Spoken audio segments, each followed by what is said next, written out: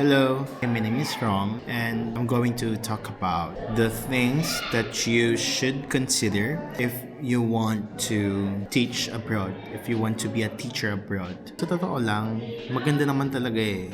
Sobrang underpaid ng mga teacher sa Pilipinas, di ba? Kaya yung iba naiisipan talaga na kahit malayo sa family nila, talagang umalis na lang ng Pilipinas kasi yun yung profession nila eh. But hindi enough. Hindi talaga enough. Actually, yung mismo mga teachers na nga nagsabi, yung ibang teachers dito na alam mo naman kapag Filipino teacher tapos sa Pilipinas automatic may utang, may loan yung mga teacher. So, yun yung isa sa mga bagay. Yung mga buhay ng Pinoy abroad, it can really be amazing sa social media. Pero yung totoo, ibang-iba siya kapag nandito ka na. Number one na dapat i-consider ay yung salary versus cost of living. Mas mataas talaga dito sa ibang bansa kumpara sa Pilipinas. Pero yung cost of living naman, isipin nyo pa rin yung bunsang pupuntahan nyo. Malaki ngayon sa Japan, sa Korea, pero yung cost of living, ganun din. So parang nababawi rin siya, di ba? Unlike sa mga bansa na pupuntahan nyo, for example, kung meron man kung mataas yung sahod pero mura pa rin yung bilihin, well, I think that is a perfect combination. Pero sobrang dalang kasi inflation is happening. Inflation is real. Sa buong mundo may inflation. So, taas yung sahod pero dahil sa taas ng bilihin, makakasave ka pa ba? And then sa sahod ba, doon pa rin ba kukuhanin yung pangkuryente mo? Doon pa rin ba kukunin yung pantubig mo? And most importantly, yung pinaka pangrenta ng bahay, doon pa rin ba yung ibabawas sa sahod mo? Yun yung pangapag-isipan niya. Next, culture shock. Totoo yan. Even yung mga simpleng bagay na piling nyo sa Pilipinas wala naman. Pagdating nyo dito, syempre, ibang food, iba yung pagtuturo, iba yung social norms. And you have to consider din talaga yung religion. Example sa akin, Muslim to. Very sila dito very religious, and at the same time, marami pa rin na yung talagang hindi open-minded pagdating sa mga bagay-bagay. Make sure na yung pupuntahan nyo, pag-aralan nyo yung culture, pag-aralan nyo yung religion nila. Kasi, di ba, ayaw naman natin na maka-offend ng tao, ayaw naman natin na i-judge na tayo just because we didn't study enough about their culture. Sa food, posibleng mapunta ka sa lugar na puro maanghang, puro maalat, puro walang lasa. So, part pa rin yun ng culture shock. Number 3, loneliness and homesickness. Yun talaga yung pinakakalaban ng kahit sino. Kahit hindi OFW, basta kahit na sino na pumupunta abroad to work. Syempre, mamimiss mo yung birthday, mamimiss mo yung mga holidays and important family moments, di ba? Mataas yung sahod pero malayo ka sa family mo. So, pipili ka lang. Yun talaga yung mga binitawan ko Kasi sa Pilipinas, sanay ako, everyday kasama ko family ko. Kasi work from home lang naman ako Parang gusto ko naman ng privacy, ganyan. Gusto ko naman medyo mapag-isa ako. Pero yung totoo pala gusto ko lang naman mas malaking bahay where I can spend my alone time or, private moments, ganyan. Pero gusto ko pa rin talaga sila makita everyday. So, yung homesickness, loneliness. Mga friends ko, every week, not every week or every other week, nakikita-kita. Pero dahil nga wala ako, FaceTime na lang, Messenger na lang. Next one, syempre pumunta ka dito sa trabaho, so dapat alamin mo, i-consider mo yung workloads or yung expectation mo sa trabaho. Some schools kasi, they expect their teachers to do other things than teaching. So may mga administrative work pa. Like sa Philippines, diba? Bukod sa pagiging teacher, may mga admin tasks ka pa na gagawin. Kailangan mo umattend dito, umattend sa ganyan, ipasa to, ipasa yan, i-print to, i-submit yan sa division office, sa district office, consider mo pa rin yung workloads, yung lesson plan, ganyan, after ng working, yung extra school events, mga activities. Yun talaga yung i-consider mo kasi baka nga mas mataas yung sahod. Pero totoo, parang lugi ka rin kasi ang haba naman pala ng oras na gugugulin mo. So, pag-isipan mo yun, i-consider mo yun. Tsaka dapat basahin yung maigi yung kontrata kasi sometimes contract can look simple pero yung totoo, yung workload talaga sobrang bigat.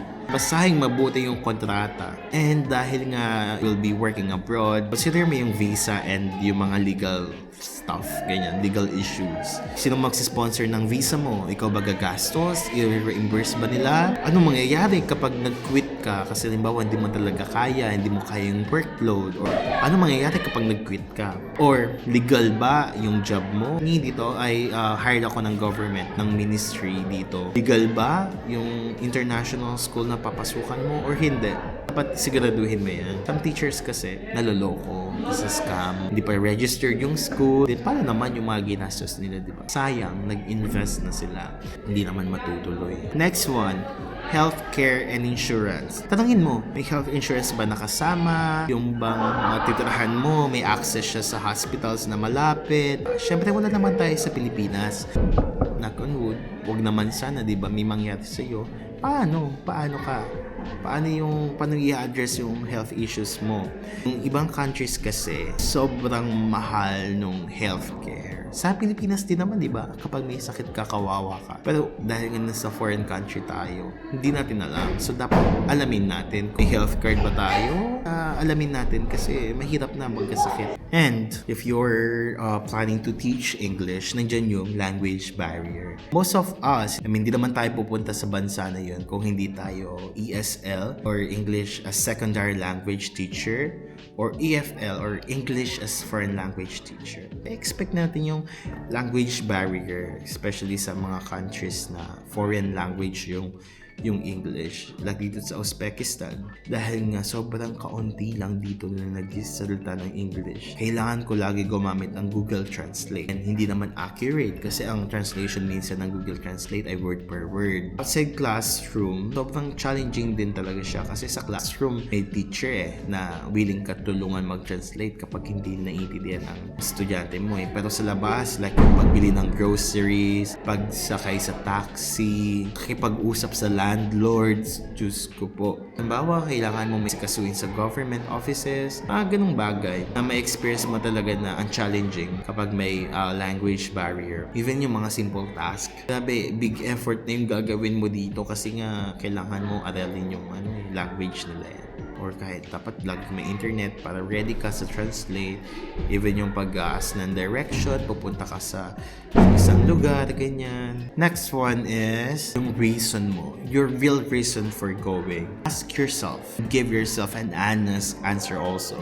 Are you going abroad to travel while teaching? Para ba sa money? Para ba sa career growth? O gusto mo lang, tumakas sa pangit na sistema kung nasaan ka. It is true that teaching abroad, it can be an incredible experience, but if your expectations are unrealistic, nadi-disappoint ka lang talaga. Earlier sinabi ko yung contract, right?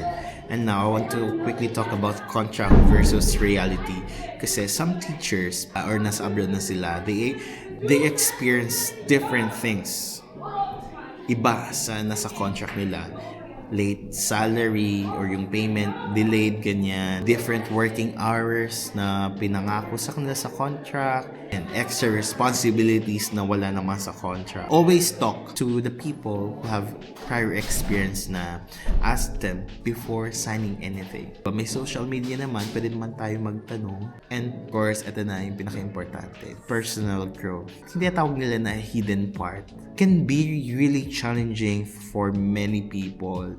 Tulad sa akin na first time ko mag-work abroad. Hindi ito yung first country na napuntahan ko. Pero doon, nagka-travel lang ako. I didn't stay in other countries ng long time, like months, ganyan. Pero iba talaga yung kapag doon ka na nagtatrabaho, yung profession mo nandoon.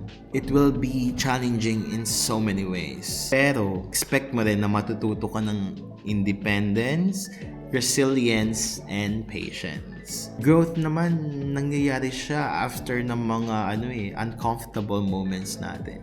Ang hirap matulog, nakaka-homesick, ang hirap magluto, hindi ka sanay, wala ka ng taga-guide kung saan ka pupunta. So, very uncomfortable yung mga moments na yun. Pero dun din talaga tayo humuhugot ng growth. Dun din tayo nagiging matatag. I just want to say that kung nag-iisip ka mag-abroad to teach, ganyan, or to kahit anong trabaho sa abroad, remember remember that teaching abroad is not always about having photos, good photos to post online, good videos to post on TikTok. It can really change your life. It's challenging, but it's gonna be meaningful. Challenging kasi ang daming lonely nights, nandiyan na rin yung cultural confusion, but most importantly, it's your way to figure out your life. Kung ano talaga yung gusto mong tahakin sa buhay. Thank you so much for watching. I hope na meron kayo naging realization sa panonood ng video ko. Bye-bye.